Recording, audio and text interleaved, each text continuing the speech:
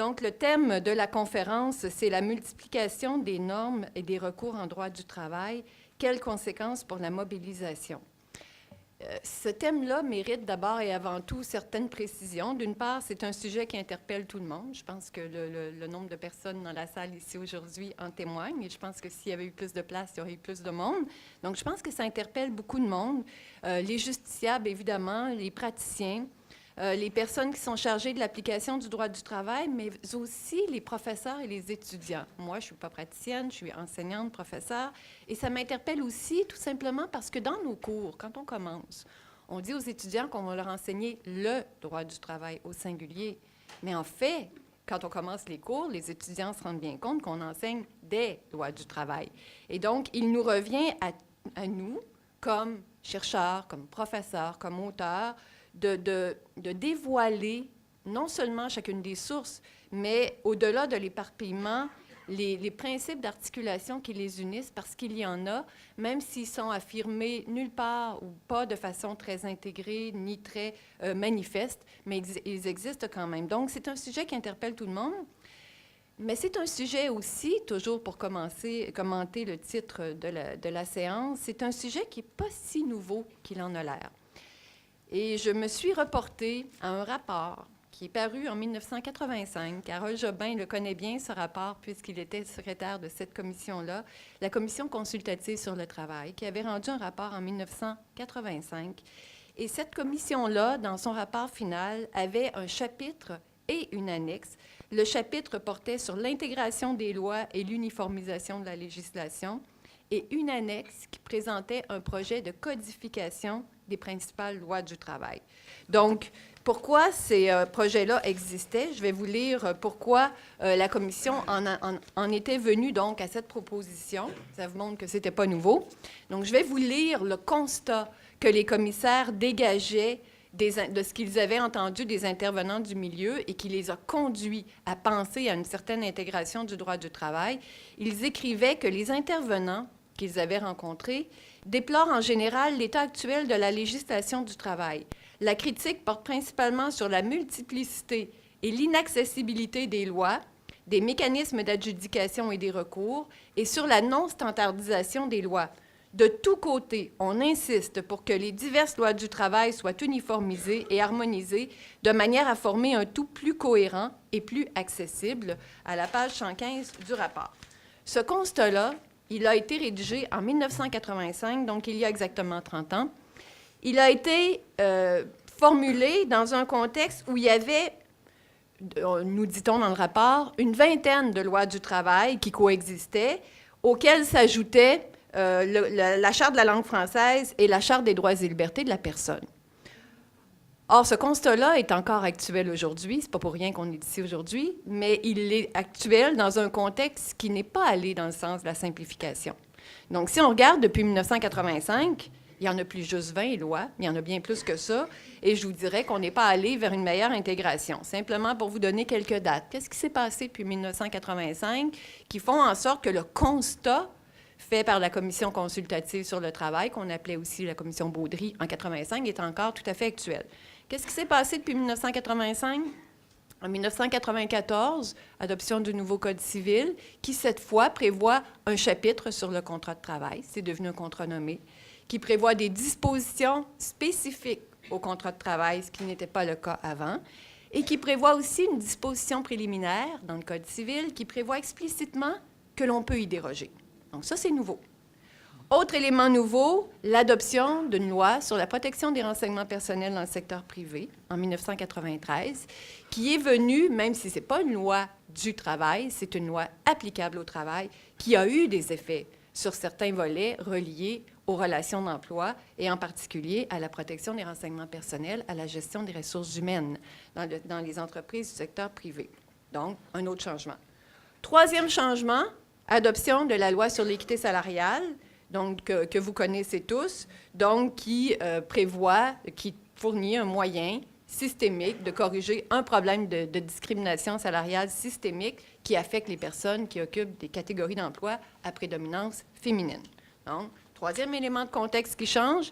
Quatrième, on assiste, et ça au cours des dernières années, à une prolifération de régimes particuliers pour des travailleurs non salariés, soit parce qu'ils ne sont pas salariés comme tels à cause des conditions d'exercice de leur travail, comme la plupart des artistes travailleurs autonomes, soit parce que ce sont des personnes à qui on a retiré le statut de salarié. Je pense ici, évidemment, aux responsables de services de garde, aux travailleurs, aux ressources intermédiaires, aux ressources de type familial dans santé et services sociaux. Et finalement, dernier changement dans la mise en contexte avec laquelle on doit composer aujourd'hui, c'est le processus de constitutionnalisation du droit du travail. Il y a eu des études là-dessus, il y a eu un numéro spécial de la revue Cahiers de droit à l'Université Laval, dirigé par Christian Brunel il y a quelques années. La constitutionnalisation du droit du travail, ça a changé beaucoup de choses parce que ça a confronté à certains égards les droits de la personne et les droits du travail, mais surtout, ça a accordé une protection constitutionnelle à certains droits du travail. Donc, il y a eu nécessairement un effet de complexification, de meilleure protection quant à moi, mais de complexification tout de même, et peut-être aussi, disent certains, mais ça serait peut-être à discuter, un processus de judiciarisation du droit du travail qui doit composer maintenant avec des normes de nature quasi constitutionnelle. Donc, vous voyez, ce bilan, et j'en suis juste à l'introduction, montre que la question qui nous est proposée est extrêmement pertinente, mais qu'elle se déploie dans un contexte encore plus lourd, encore plus dense, encore plus nouveau et complexe que ce qu'on a pu connaître en 1985, alors que le constat avait été posé. Donc, ce qu'on m'a demandé, moi, de faire dans la conférence introductive, c'est d'expliquer les raisons d'être de ce morcellement. Morcellement législatif, morcellement administratif, morcellement juridictionnel. Il y a un morcellement, bien sûr, mais il y a des raisons pour lesquelles on en est venu à ça aujourd'hui. Et ce que j'aimerais faire avec vous, ça va être du connu beaucoup, ce que je vais raconter, mais c'est de rappeler les raisons historiques pour lesquelles c'est comme ça. Tout simplement parce que dans le contexte actuel, on est toujours porté à dire « Ah, le morcellement, c'est pas bon, ça coûte cher, personne n'y comprend rien ». Il y a des raisons à ce morcellement. Il faut les connaître, ne serait-ce que si on veut simplifier le système. Il ne faut pas non plus perdre des vertus de notre système en voulant le simplifier à outrance. Donc, je vais procéder à ce grand objectif. Je vais tenter d'atteindre ce grand objectif en deux parties. La première, c'est de rappeler les raisons d'être d'un tel éclatement. Et la deuxième, c'est de démontrer à l'aide de quelques exemples des difficultés de mobilisation des normes que ce morcellement comporte pour les salariés. Évidemment, on a plusieurs exemples qui vont nous être donnés aujourd'hui de ces difficultés de morcellement, donc il n'est pas sûr que je puisse donner beaucoup d'exemples, ça dépendra du temps que j'aurai pour faire ça. Donc, première partie de ma présentation, origine et raison d'être. Pourquoi on a aujourd'hui une telle constellation de normes, une telle constellation de recours? Est-il vrai qu'ils sont aussi, je dirais, morcelés et non interconnectés l'un de l'autre, ou est-ce qu'il y a encore une certaine cohérence que l'on peut dégager de ce morcellement? Dans le programme de la conférence d'aujourd'hui, il y a une phrase qui est très juste et à partir de laquelle je vais structurer cette première partie de ma présentation. Dans le programme, on nous dit que la mise en cohérence des différentes sources du droit du travail repose davantage sur un rapport historique que sur un rapport hiérarchique, ce qui est tout à fait juste. Rapport historique, certes, mais qui débouche néanmoins sur une certaine hiérarchie qui est possible. Donc, c'est ce que je vais essayer de démontrer. Et donc, l'origine et les raisons d'être, je vais en traiter en 3 étapes. La première, c'est en faisant une histoire rapide du droit du travail, parce que tout part de là. La deuxième, c'est d'étudier les transformations de l'État en dehors et au-delà du droit du travail, mais qui ont évidemment marqué l'évolution du droit du travail lui-même et ce qu'il est aujourd'hui.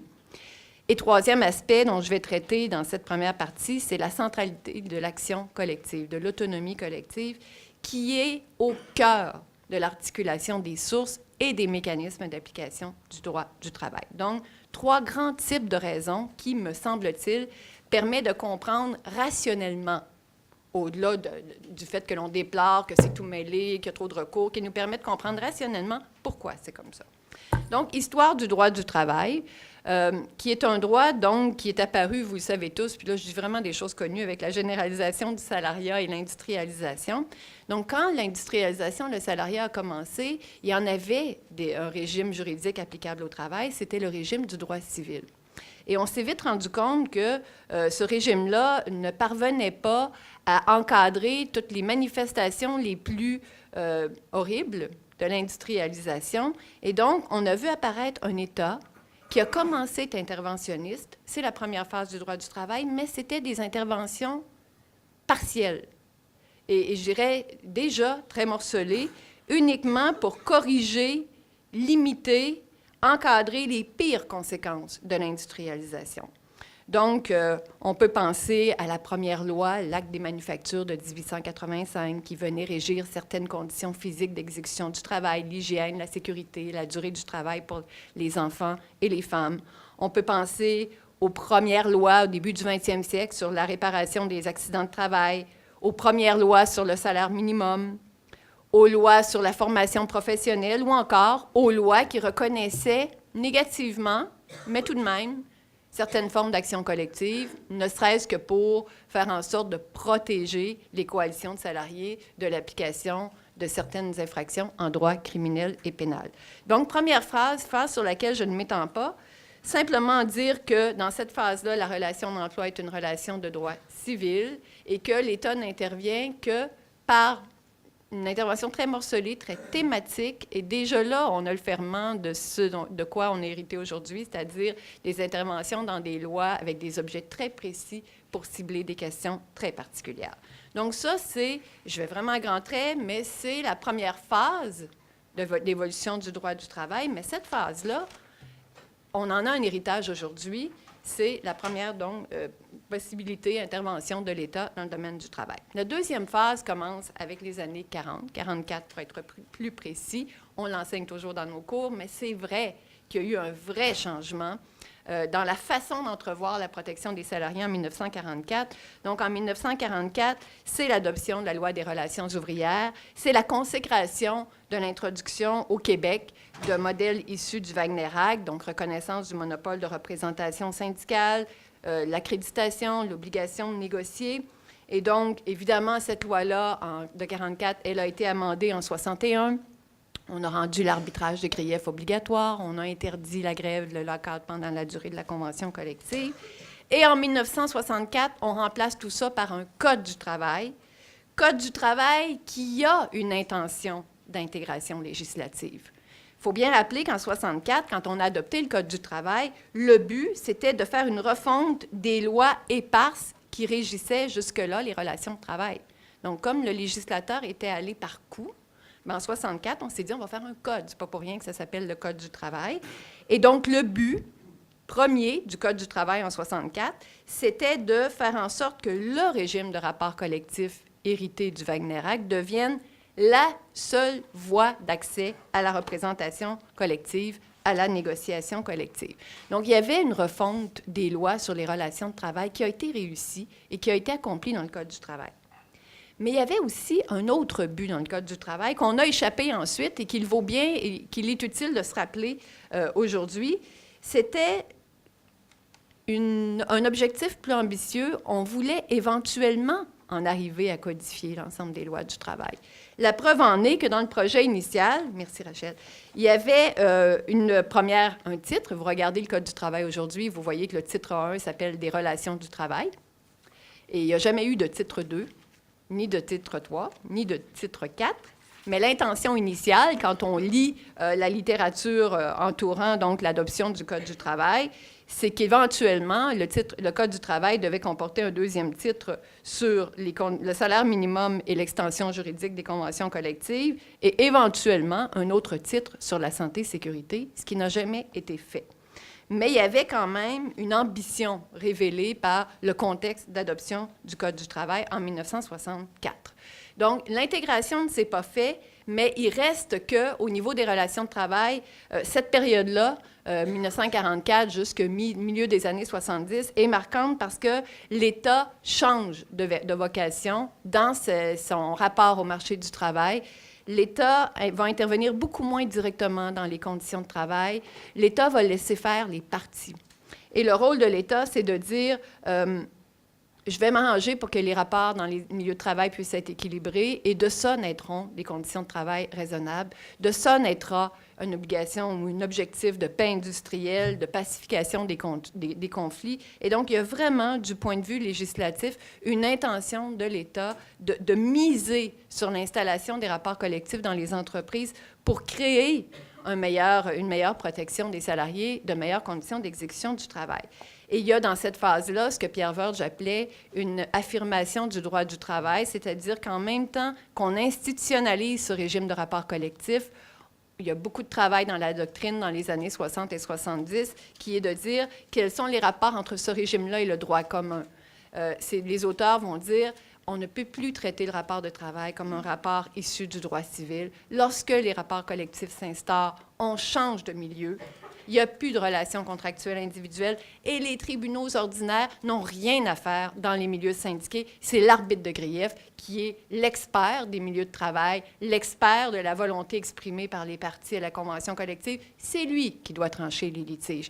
Donc, vous voyez, là il y a une première occasion d'affirmation d'un droit qui se fait à l'occasion d'un régime législatif.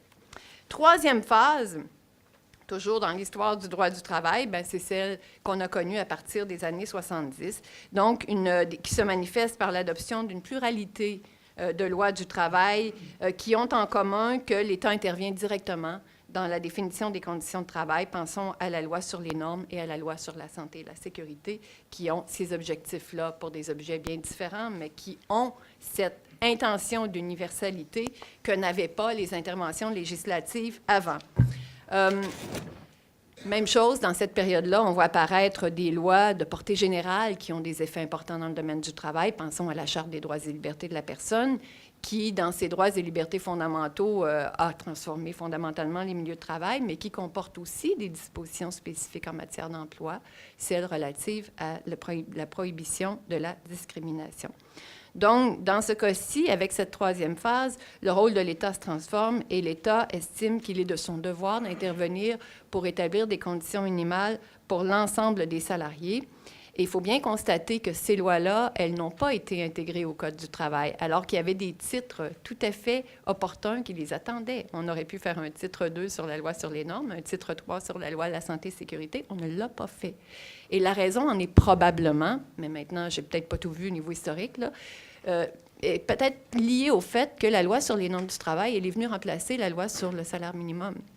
Et donc, il y avait déjà une espèce de tradition d'intervention morcelée qui était issue du tout début du siècle. Et on a continué, plutôt qu'en intégrant, en remplaçant ces interventions morcelées sur des thèmes de droit, de conditions minimales, par d'autres lois particulières qui ont comme caractéristique non seulement d'avoir des objets propres, mais d'avoir aussi des champs d'application qui sont différents d'une loi à l'autre. Donc, le bilan de cette première raison d'être du morcellement actuel, c'est-à-dire l'histoire du droit du travail, les deux autres raisons sont plus courtes, donc ça va aller plus vite, c'est qu'on a des régimes qui coexistent aujourd'hui, mais qui sont le fruit d'une histoire qui s'est déployée sur plusieurs années. Donc, encore aujourd'hui, autrement dit, chaque étape n'a pas fait table rase des étapes précédentes. Et c'est une difficulté quand on travaille aujourd'hui avec notre régime. Le Code civil, on s'en sert toujours. Le Code du travail, évidemment, on s'en sert toujours. Et les lois d'ordre minimal qui établissent des conditions de travail aussi.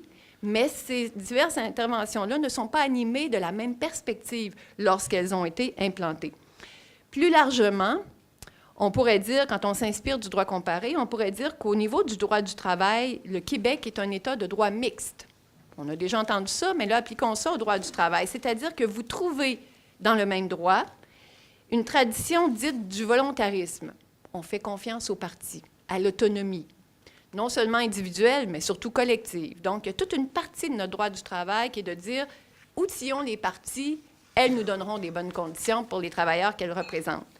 Donc, première tradition, mais qui coexiste avec une tradition centrée sur la loi, où l'État a un rôle à jouer, non seulement pour outiller les partis, mais pour définir lui-même les conditions de travail. Donc, de cette coexistence actuelle de ces deux traditions, on a une première raison que vous connaissiez déjà, qui explique le morcellement législatif actuel.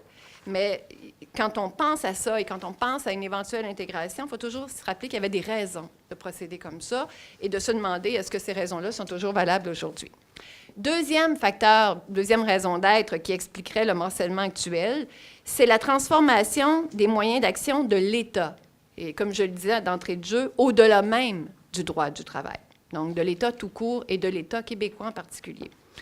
Évidemment, on a vu que l'histoire du droit du travail, dont je viens de vous dresser un court portrait, montre que l'État est passé d'un État interventionniste à un État social. C'est-à-dire qu'au début, face aux excès du libéralisme et de l'industrialisation, l'État intervenait, donc, mais par à-coups, de façon très morcelée, très prudente. On est passé ensuite à un État social à partir des années 60, 70. Au Québec, ça s'incarne avec la Révolution tranquille et ses suites. Qu'est-ce que c'est un État social? C'est un État qui se conçoit comme acteur. C'est un État qui n'est pas là pour réparer les dégâts de la société civile. C'est un État qui se conçoit comme un acteur de la vie économique et de la vie sociale. Et donc, le rapport entre l'État et la société change. Les fonctions que l'État perçoit qu'il doit exercer changent et les moyens de les exercer aussi. Donc, les fonctions de l'État social, c'est quoi? C'est d'intervenir dans la vie économique pour la stimuler, pour aussi encadrer les différentes manifestations, veiller à une atteinte de l'égalité, veiller donc à un meilleur fonctionnement, une meilleure justice. Donc, l'État se donne des fonctions pour faire ça. Fonctions de régulation, fonctions de consultation, fonctions de gestion administrative des régimes qu'il va vouloir créer. Et ces fonctions-là, il va créer des organismes pour les exercer. Ces organismes-là, ils n'étaient pas nécessaires dans d'autres systèmes juridiques, par exemple ailleurs au Canada, la consultation, la régulation, la gestion administrative, ça peut relever de l'administration centrale, des ministères. On voit ça dans le Code canadien du travail en ce qui concerne les normes de travail. Au Québec, on a choisi plutôt, et ce n'est pas unique au droit du travail, mais le droit du travail incarne beaucoup ça, de créer des organismes administratifs décentralisés. Pourquoi? D'abord, c'est les lois du travail qui les ont créés, pour leur donner une certaine autonomie par rapport au noyau central de l'administration publique, pourrait-on dire une certaine autonomie par rapport aux commandes politiques, pour parler plus clairement. L'autonomie n'est pas totale, mais elle est certaine, dépendamment des organismes administratifs. Et on a voulu confier à ces organismes-là des fonctions que l'on estimait nécessaires au sein de l'État, et de confier ces fonctions-là à des gens qui connaissaient l'affaire, des spécialistes du travail. Donc, spécialistes des normes, spécialistes de la santé et sécurité, spécialistes de l'équité salariale, en se disant, on va intervenir dans ces champs-là parce qu'il y a un besoin que l'État intervienne, mais on va s'assurer qu'au niveau de la mise en œuvre, ce soit des gens qui aient l'expertise, qui vont travailler ou qui vont mettre en œuvre, s'assurer de la mise en œuvre de ces interventions-là. La cause de cette décentralisation-là, ce n'était pas nécessaire, ce n'était pas obligatoire, mais quand on consulte les ouvrages de droit administratif, on voit poindre certaines causes. D'une part, l'aptitude à exercer ces fonctions-là, on percevait qu'elles étaient mieux exercées par des organismes décentralisés. On voulait aussi qu'ils échappent, autant que faire se peut, au favoritisme politique et qu'ils soient dotés d'une certaine autonomie par rapport au centre d'impulsion, donc du pouvoir politique. Et on voulait, comme j'ai dit tout à l'heure, créer une culture, une spécialisation autour des différentes fonctions que l'État souhaitait exercer dans le domaine du travail. Donc, en droit du travail, parfait. On connaît, donc, c'est dans cette mouvance-là que l'on peut comprendre l'émergence de la CSST, de la CNT, la Commission de l'équité salariale, mais aussi l'émergence d'organismes qui ont une fonction juridictionnelle pratiquement exclusive, comme la CRT, la Commission des lésions professionnelles, voire même un organisme plutôt mixte, c'est-à-dire qui fait de l'administratif et du juridictionnel, comme la Commission d'accès à l'information. Donc, on le voit, au plan du morcellement administratif et juridictionnel, il y a une raison derrière ce morcellement. Et cette raison-là, elle est liée à l'expertise et à l'intervention de l'État dans l'économie. Donc, pour faire une histoire courte et pour évoquer ce qui s'est passé hier, il ne faut pas oublier ça quand on fait des fusions purement administratives pour sauver des sous. Qu'en sera-t-il de l'expertise? Qu'en sera-t-il de la mission? Qu'en sera-t-il des objectifs que l'on poursuivait en choisissant ce mode d'administration au sein de l'État? Troisième élément qui explique le morcellement actuel, la centralité de l'autonomie collective. Donc, l'autonomie collective, elle existe, elle est importante et elle a toujours eu une légitimité particulière dans notre système juridique depuis 1944 et encore aujourd'hui. Au niveau de l'élaboration des normes, bien sûr, on le sait, l'influence des normes négociées dans les conventions collectives, même sur la législation du travail. On sait que les rapports collectifs sont toujours une source de normes très particulière, jouissant d'une très grande légitimité dans notre système. Au niveau de la mise en œuvre aussi, on sait que la mise en œuvre des conventions collectives, elle appartient de façon exclusive à la compétence de l'arbitre de grief. L'arbitre de grief, non seulement met en œuvre veille à l'application, l'interprétation des normes que les parties ont négociées, mais aussi aux normes d'ordre public qui s'appliquent en milieu syndiqué. Et donc, c'est une façon de faire en sorte que lorsqu'on est syndiqué, non seulement on négocie nos propres normes qui doivent évidemment être conformes à l'ordre public, mais aussi on a une instance qui veille à leur application. Donc, centralité de l'autonomie collective sur laquelle je passe vite, mais simplement pour vous dire aussi que la preuve en est que cette autonomie collective est toujours très importante, c'est que pour les nouveaux travailleurs que j'évoquais tout à l'heure, les artistes, les responsables de services de garde, qu'est-ce qu'on a fait pour les protéger? Est-ce qu'on leur a donné des conditions minimales de travail? Non. On leur a donné un régime de représentation pour qu'ils négocient eux-mêmes leurs propres conditions de travail. C'est donc un signe que, du point de vue des politiques législatives, l'autonomie collective est encore une pièce de l'échiquier, une pièce du casse-tête que l'on doit considérer. Donc, en conclusion de cette première partie, puis je pense que je vais devoir probablement laisser faire la deuxième et passer ensuite à la conclusion générale, oui. Donc, il y a une coexistence, mais il y a donc un morcellement, un vrai morcellement qui a des causes, mais il y a néanmoins une hiérarchie entre tout ça. Il ne faut pas oublier qu'aujourd'hui, les rapports entre le Code civil et les lois du travail sont un peu plus clairs qu'ils ne l'étaient avant, puisqu'il est possible de déroger au Code civil. C'est clair, la disposition préliminaire le dit. Il y a des lois d'ordre public qui s'imposent au contenu des conventions collectives et des contrats de travail, ce qui est très clair aujourd'hui. Il y a des lois de statut quasi constitutionnel, pensons à la Charte québécoise, qui s'imposent non seulement au contenu des contrats et des conventions, mais aux autres lois du travail et qui ont primauté, donc, sur ces autres lois. Et donc, en dépit de l'éclatement formel des sources législatives, il y a bel et bien une cohésion réelle. Le problème, puis là, je vais escamoter ma deuxième partie, mais je vais quand même dire ce que je voulais dire sans donner des exemples. Le problème, à mon avis, c'est que, bien sûr, d'une part, cet ordonnancement, cette hiérarchie des sources que l'on connaît quand on travaille dans le domaine n'est pas évidente parce qu'elle n'est pas dans un seul texte. C'est par la combinaison de plusieurs textes, la lecture de la jurisprudence, qu'on est capable de l'apercevoir. Donc, ce n'est pas particulièrement accessible et explicite. L'autre problème, ce n'est pas tellement qu'il existe une hiérarchie des sources, le problème. C'est comment on va s'en servir, comment est-ce qu'un salarié peut mobiliser l'ensemble des sources applicables à l'occasion d'un problème particulier qu'il a. Un des gros problèmes, à mon avis, que l'on a aujourd'hui, c'est que la hiérarchie des sources, elle est traitée dans la jurisprudence par le prisme de la compétence juridictionnelle des tribunaux spécialisés. Je pense que mes collègues, vous allez tous en parler aujourd'hui, donc j'avais préparé d'autres exemples que les vôtres, mais j'en parlerai pas. Mais un tribunal, prenons l'arbitre de grief, mon collègue Denis va certainement parler, l'arbitre, il entend le grief, interprétation, application d'une convention collective. Peut-il interpréter, appliquer, décider du grief en mobilisant les lois d'ordre public? Aujourd'hui, Denis nous dira, c'est pas mal plus clair. Mais ma foi, au prix de pratiquement 15-20 ans de jurisprudence. C'est peut-être clair pour l'arbitre de grief, mais c'est loin d'être clair pour la Commission des lésions professionnelles. Je pense que vous en allez... C'est vraiment loin d'être clair. Et quand on ajoute à la pièce la Commission des lésions professionnelles et les arbitres ensemble, bien là, on en perd notre latin. Mais comme on a les acteurs devant nous qui vont nous en parler, je peux m'arrêter là.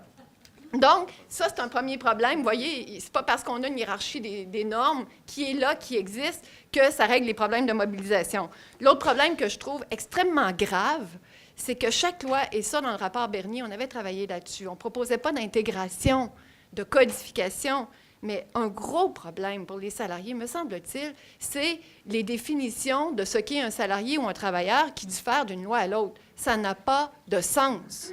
Et ça ne se justifie pas, je pense, en fonction de l'objet de chacune des lois du travail. Et d'ailleurs, dans le rapport Baudry que j'ai ici, et dans le rapport de Fernand Morin, qui avait fait un rapport sur la codification pour le rapport Baudry, c'était une des choses qui était proposée, c'était justement d'uniformiser la notion de salarié dans un seul code, et un salarié au sens du code est celui qui a accès à l'ensemble des droits. J'avais un bel exemple pour vous montrer l'incohérence de ça. Je ne vous en parlerai pas, et je vais passer directement... Non, je sais, mais de toute façon, les exemples de mes collègues vont être meilleurs que les miens parce qu'ils vont être encore plus, je dirais, incarnés dans les débats jurisprudentiels actuels. Simplement pour terminer sur quelques mots sur le contexte actuel, parce qu'évidemment, on ne peut pas ne pas en parler avec ce qui s'est passé au cours des derniers jours sur les projets de réforme administrative actuels. On est guidé aujourd'hui par un changement du type d'État qui nous gouverne. Je pense qu'on ne peut plus dire, franchement, qu'on est dans le paradigme de l'État social qui voit son rôle comme acteur économique et comme acteur devant guider la quête d'une meilleure égalité dans les milieux de travail. En tout cas, si ça existe encore, ça n'existe plus comme seul objectif. Parlons encore plutôt d'un État gestionnaire qui veille à l'allègement réglementaire et au déficit zéro. Et c'est dans ce contexte-là, on n'a pas vu personne, les projets de loi qui vont sortir de ça, mais je pense que c'est dans ce contexte-là que le projet de fusion a été annoncé. Moi, ce que je dirais là-dessus, c'est attention, pourquoi ne pas parler du fond avant de parler de la forme? Et c'est le message que je voudrais lancer. Évidemment, ce n'est pas facile de dire ça. La codification, ça ne s'écrit pas sur le coin d'une table, mais une intégration des lois du travail. La commission Baudry avait proposé un projet extrêmement intéressant. Vous avez même dans le... Donc, ça sera un moyen d'aller relire un texte d'il y a 30 ans, mais qui est vraiment pertinent. À la fin, vous avez une annexe où on vous présente ce que serait une codification temporaire des principales lois du travail, Code du travail, loi sur les normes, loi sur les décrets de convention collective. Il y a beaucoup de pistes à aller chercher là. Il y a un préambule qui rappelle les droits fondamentaux des travailleurs. Il y a des grands principes. Il y a une seule notion de salarié. Il y a une unification de certains recours. Il y a beaucoup de travail qui est fait là-dedans. Mais ce que les commissaires n'ont pas osé faire, et à mon avis avec raison, c'est qu'ils ont laissé la santé et sécurité en dehors de tout ça, en disant que santé et sécurité, c'était peut-être un monde à part et qu'il ne fallait peut-être pas forcer les mariages. Or, quand on regarde ce qui a été annoncé hier, ce n'est pas tout à fait ce que l'on constate. Donc, simplement dire en terminant, en vous remerciant de votre écoute, que le grand message, à mon avis, c'est qu'il faut retravailler le fond avant la forme et que les réformes administratives et juridictionnelles, dont je conçois tout à fait bien qu'elles doivent se faire, avoir un seul tribunal dans le domaine du travail pour les rapports individuels, ça serait peut-être bien. Avoir une commission des normes qui a un mandat encore élargi, ça serait peut-être bien. Mais prenons garde de ne pas, en amalgamant au niveau administratif, amalgamer les missions et perdre l'expertise que l'on a construite dans ces organismes depuis le milieu des années 70. Merci beaucoup.